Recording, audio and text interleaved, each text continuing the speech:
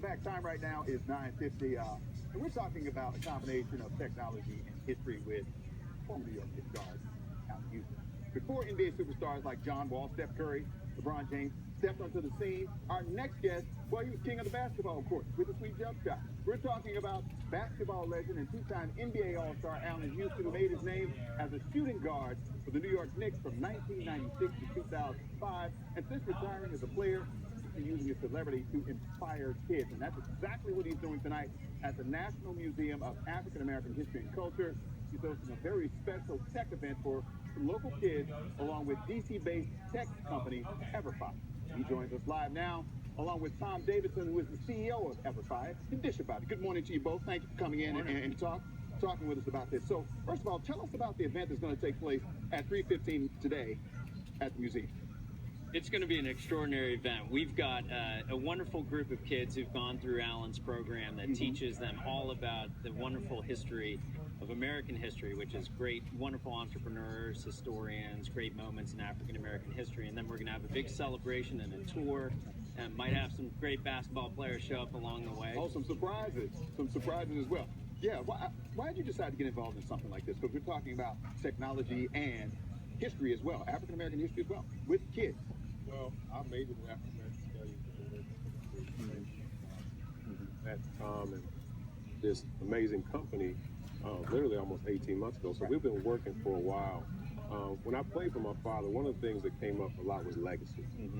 And what do you want to leave behind? What do you want people to know about you when all this is done? And I learned very early about how not only to talk about it, but my father taught me about how to implement it, how to just make it real. How do you make history now? And so a lot of kids don't understand. I think we've given not a lot of credit for knowing how to do that. So FIZZLE, which is an acronym for faith, integrity, sacrifice, leadership, and legacy, it's a pattern of thinking. It's a way of behaving. It's a perspective that we want to actuate. We want to make real now. So when they learn these concepts, they can make them real with something that they already enjoy or that they're learning. Talk about the partnership between EverFi and what we're calling FIZZLE 306, because this is a launch for it today. So talk about the partnership that you guys work together and what you do together. Sure. Well, Allan and I are practically the same guy. I was an amazing basketball player, obviously. That's the same. Both African American studies majors. So I mean, you could just change us up. Right, I understand. But what was so exciting about when Allan and I first sat down on this, I mean, we just completely connected on this idea that African American history was American history. It was so critical for kids to learn about it, of all races, all colors, all backgrounds.